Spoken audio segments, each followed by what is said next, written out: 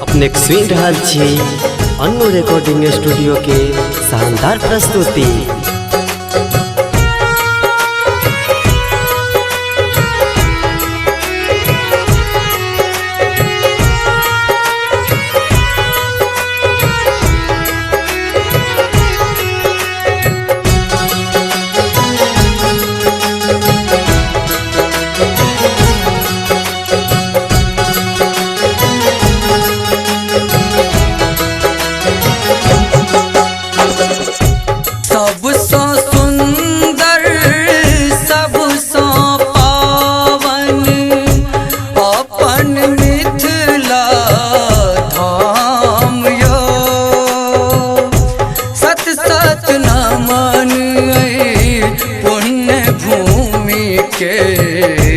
कल जोरी करे छी प्रणाम यो,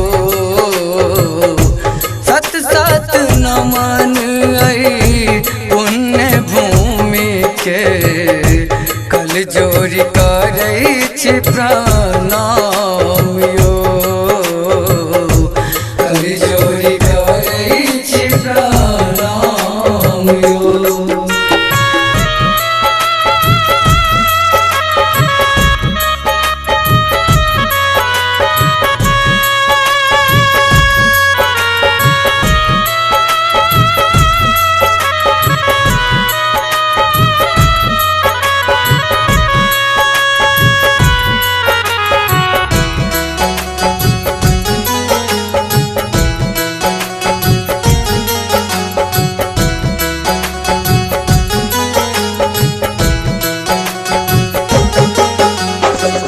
जाता बहैया गंडक कोसी, चौमुख कमला बलान यो।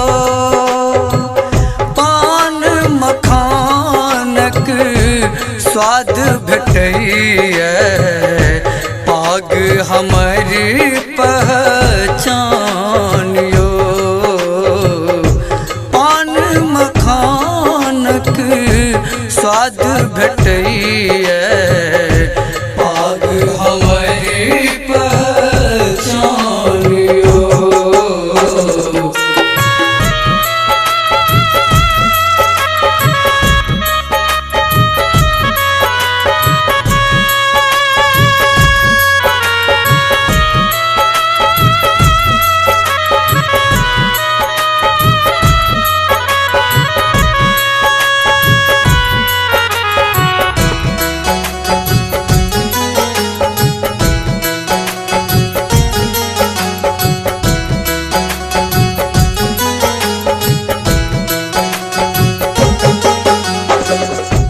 धन्य अपन मिथिला नगरी अछि, राजा जनक केरे गाम यो।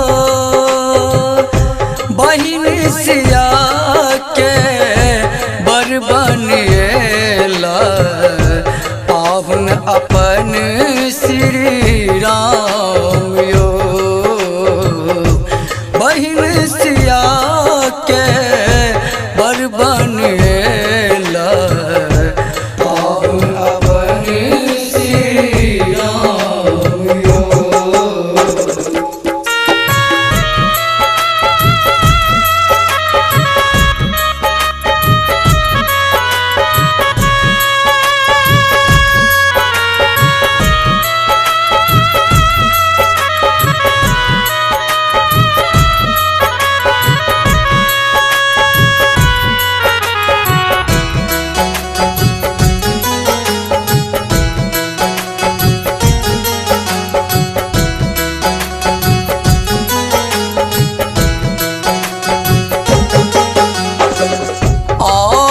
चलू विद्यापति नगरी, बिस्फी जकर अछि नाम यो।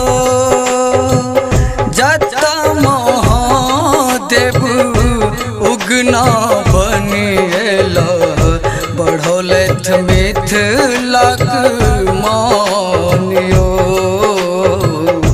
जता महादेव उगना बनिएला परोलेत मिथिलाक मानियो सबसँ सुंदर सबसँ पावन अपन मिथिला धाम यो